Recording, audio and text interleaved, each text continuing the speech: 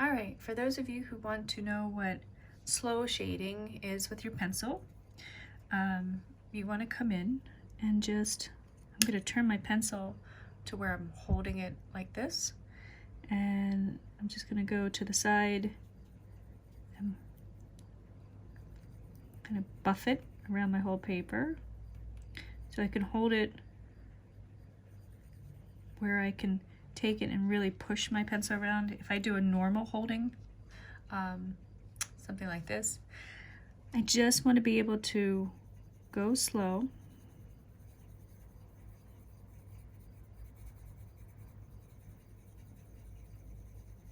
and see how I'm working kind of like I'm not going back and forth. That creates lines. So I just want to push this around. And this doesn't even have Tortillon working on it. I'm going to zoom out just slightly, zoom out. There we are. So this has no Tortillon smudging on it. This is just pencil. So if you want to do it off to the side, some like to hold their pencil a little much more at a slant, like this, an angle, and just work like this. You can't really do this when you're not on a flat surface or a table. You can't do it really when you're sitting on a couch or bed. You need to be able to control. That's not bad. That kind of gives you a gray haze. I tend to turn it upright like a normal holding a pencil at this point, and just go in and work on top of this, get a little bit darker. The more that you go over a surface, it gets darker and darker, of course. So let's see if I can get that. Ah, there we are. So if I were to change over and use a Tortillon to help me out to blend this out, again,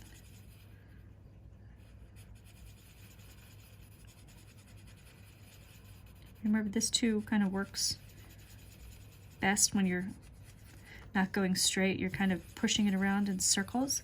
That circle, that buffing makes all the difference. So if any of your projects have any kind of streaks, it means you're going too fast and you're just being sloppy. You gotta prove that you can do the smooth shading. And remember, you can't just leave this as is. You have to come back and control it a little bit better. And you're trying to get a gradation going where it's nice and smooth transition. So it's not easy. It takes some time. And so you can turn to the side like this.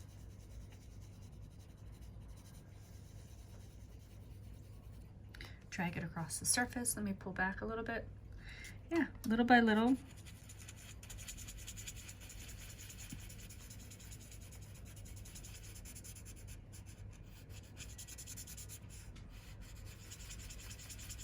There we go. It's starting to even come together even more. See how that's going nice? If I was going a little bit darker, I might move over to, this is a 5B. So put a little bit cast shadow under here and then start working. I'm going to go close up so you can see this. So I went very lightly, made a little bit of a line, and working in small circles. And I'm not using a lot of pressure because, as you can tell, it gets really dark really fast. But I'm creating just a little bit of a hesitation between this and that. It gives it almost like a little highlight, as you can see. And working my way around.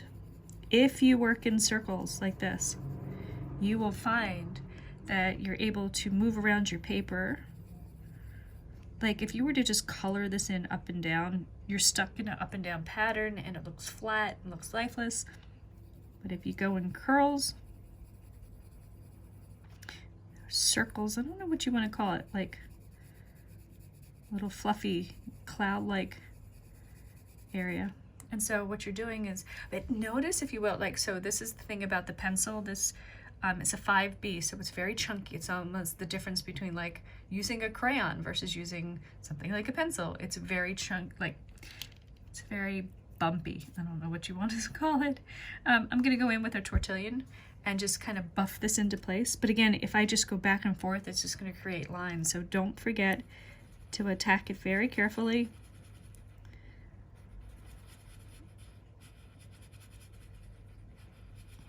Just kind of smooth this all down. You can take this and literally pull it the rest of the way.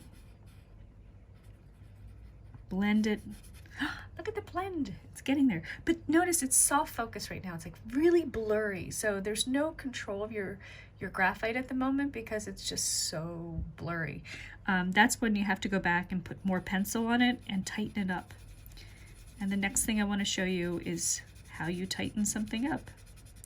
So let me go ahead and get this into here. Let me pull some graphite up here as well, so you can start to see this edge appear.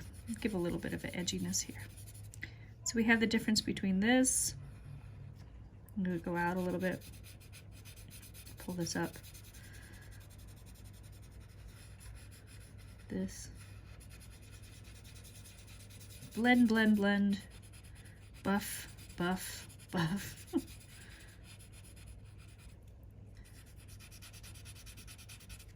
I need more shadow here, so go back very slowly. Oh, wrong pencil. I was like, that's not very dark. Here, go up.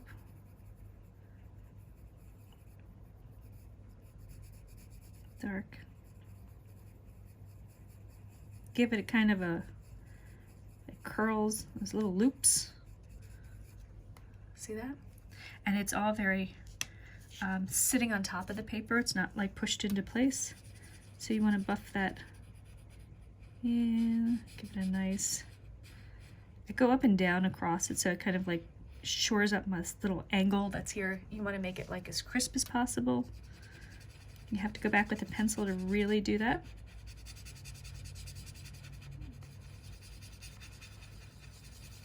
And of course I gotta keep fading out to make it look right.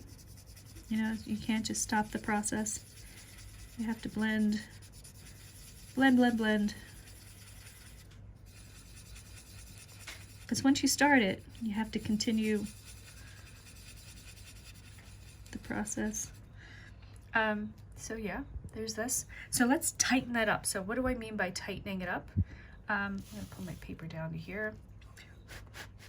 Hang on 1 minute. I'm gonna just brush off any weird stuff that's there. So what I do, I'm gonna go back and get a little bit hard. So this is a 2H. No, do I want to use 2H? Yeah, maybe something. Ooh, I've got a 2B. 2B is kind of dark, but not too dark. And you know what I want to do? I'm gonna put a, I'm gonna sharpen it just enough. Not too super sharp, but just a little bit of a point on it. Let's see. There. I'm going to go right up to the edge and tighten the edge, make my angles. And this is where you almost draw a line, but you don't. But so I go and kind of like touch into there, swirl around. So I'm making it as sharp as I can, but trying to avoid super strong. So that's making a nice angle. I'm going to knock off the little bit of the edge that's on there. And now what I'm going to do is, for part of the assignment was to make the background really black. And so this, so you know how this is really dark? This is why I always say, and this is kind of purposeful, I wanted to point this out.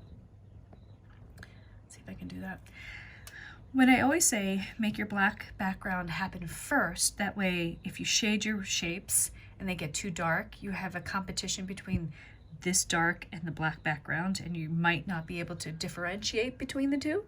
So here's what you do. I'm going to go back in, I'm going to show you, this is, sometimes it's just as good to show, don't do this. Going back in, swirling, buffing in my black background. Now this isn't super dark yet. I'm just using, what was this again? I'm using the 4B. kind of doing this, putting down a dark layer. So there is some contrast, thank goodness. But again, what happens is you might get yourself, I'm going to switch over to a 5B. You might find that your box is too gray. See how that looks. Let's see if we can, you see that? Pull this up to here. Yeah, luckily you can see sort of a nice difference. Thank goodness, because there are some cases where you can't see the difference between the two. So again, do not do this to color it in, because this will always show up. And it's really hard to get rid of this because you've gouged the paper and it's the worst. So let's take a look. Don't do that. Do not, oh, do not do that. So you want to go carefully.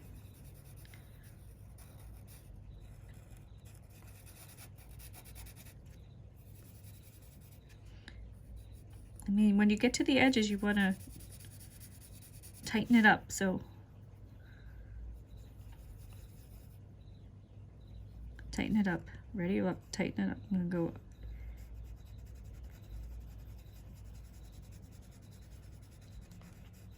And even the edges of the border here, you want to go all the way to the edge. Keep it nice and clean, but don't show any lines. You don't want to have any indications of like lines happening. You could edge it, but you want to also bump off of there and curl. Like so, all of this is just lots of loops, but they're control loops and they're over and over and over and over again. So you're really making this really great dark background happen. So yeah, so if you're wondering how it was that I create this sort of thing happening, so go back. So this one, again, don't forget, don't leave these guys sitting here not doing anything. I'm going to pick up my HB pencil, very soft, go over top of my tortillon, give it some texture, change the, make the transitions smooth but obvious, like you want to have dark into a little bit lighter, change your hand pressure. All of this needs a little something. If you feel like HB is still like not doing it for you, I might go to, here, I have an H. H is a little safer. That's good. The only thing you gotta worry about is with H pencils, if you're gonna blend, dull down the top of your H pencil. Just find a place where you can dull, like scratch it so that you scratch off the tip, that it's not sharp. Yep. And that way you have something really super soft. And then just go back and put some control and some graphite, which is very helpful on there. And eventually, you'll have something that turns into a beautiful, hopefully, valued, transitioned without any weirdness. There's no super scratchy lines. It's all effortless, hopefully all smooth shading. Yeah, so I move my paper all around. All right, hope that helps. Bing, done.